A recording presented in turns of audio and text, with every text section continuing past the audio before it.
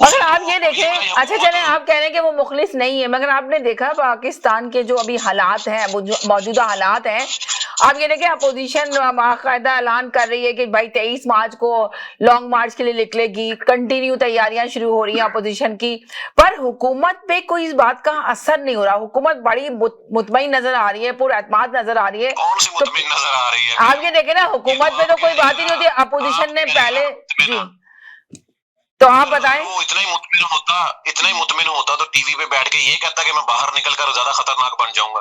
वो तो आप ये सोचें कि उसने अपोजिशन से नहीं कहा, अपोजिशन को नहीं कहा था। आप जरा गौर करें उनके स्पीच के अंदर, अगर आप गौर से देखें वज़ीर-ए-आज़म इमरान खान को। मेरी बात सुन ले मैम, हम जो बात भी है ना, हम किसी और तरफ ले जाते हैं, उस तरफ ना जाने दें आप बात को। आप बात ये करें कि वो बोंगियां किस वजह से मार रहा है। पहले भी उसने कहा था कि मैं उनका गिरेबान पकड़ूंगा, उनको छोड़ूंगा नहीं, उनको ये कर दूंगा।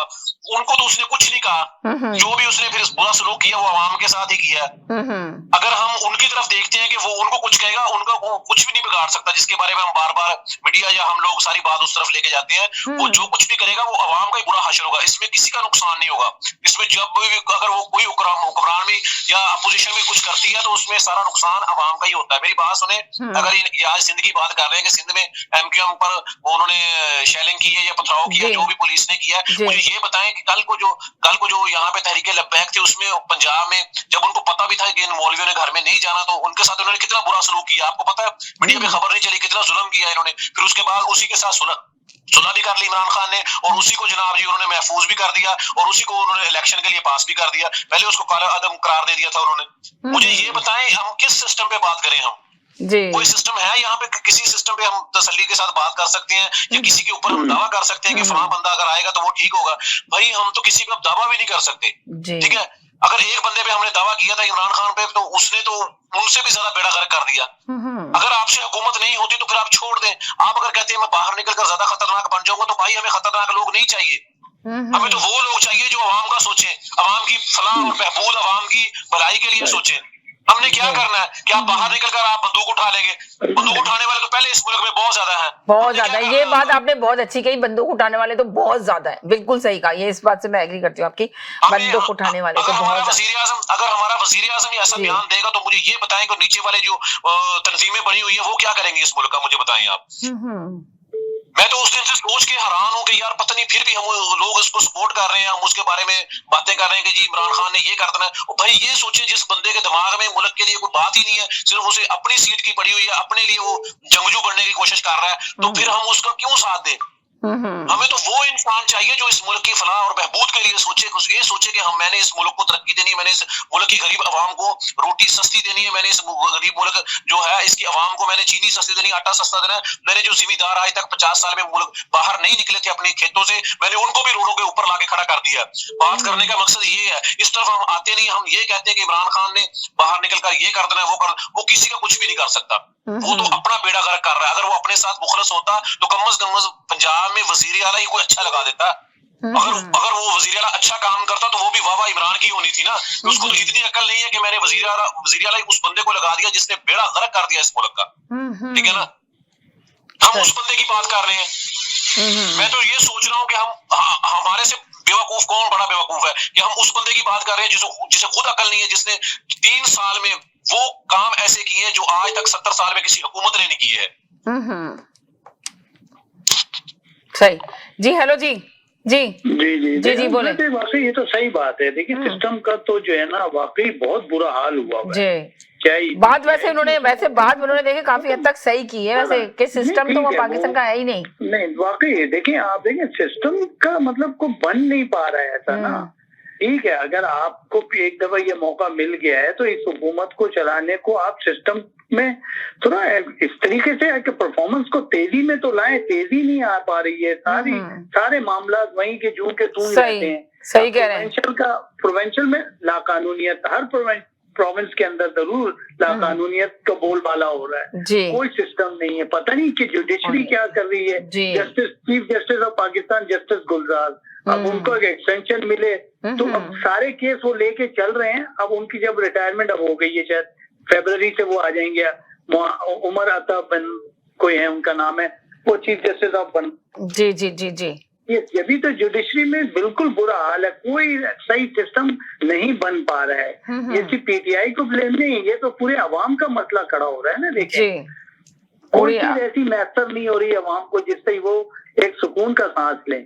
हर चीज में देखें, ये नहीं कहें कि नवाज शरीफ के वाले लोग उसकी अगेंस्ट में, या अगर ओवरऑल अगर पिक्चर देखें ना तो वाकई सिस्टम में जो है ना काफी एक टूट फूट, या जिसे कहते हैं कि मतलब एक, जैसे आपका कहने का मकसद ये है कि सिस्टम सही चल ही नहीं रहा और चलाने की कोशिश नहीं गए, इदारे सही नहीं है। आप ये देखें ना कि जी बात नहीं हो रही है, कोई बात नहीं हो रही है, जी कोई बात ऐसी नहीं हो रही है। आप देखें अभी कल तक ये मैं तो सुन रहा होता हूँ, सारी तज़किये दे रहे होते हैं कि जी वो उससे हाथ उठा लिया। पर आप ये देखें ना, वाकई सही बात है कि अभी तो मैच शुरू होने वाले हैं और क्या कहते हैं, आप देखें हालात मुल्क के क्या कर दिए। आज ही हंगामा हो गया। अब जिस तरह वो उन्होंने पाकिस्तान से कॉलर हैं जाफरी साहब जो आए हैं, जो कह रहे थे कि भाई हमारे तो आज का दिन शुरू हो गया, आज ही से, और कल प्रैक्टिस करनी थी, जो ये हंगामा हुआ है।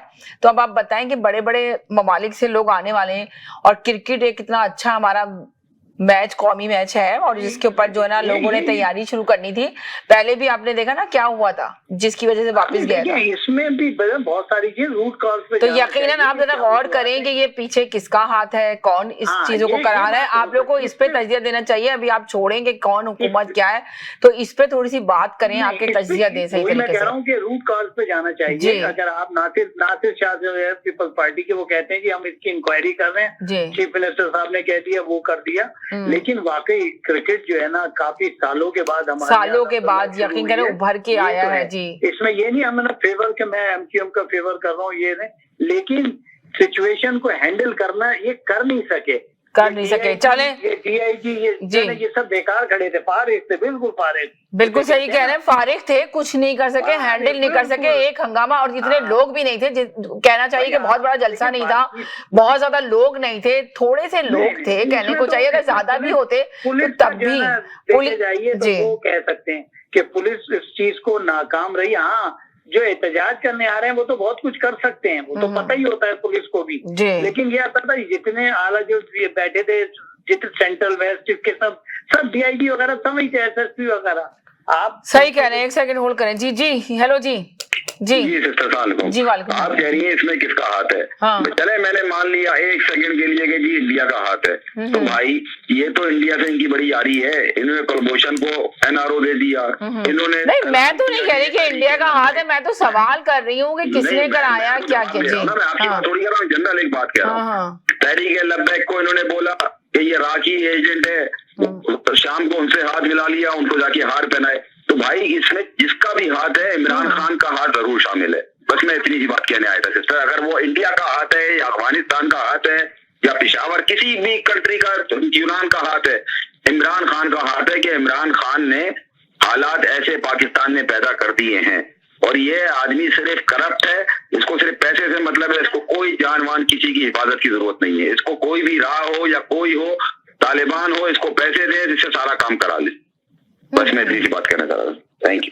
जी जनाब।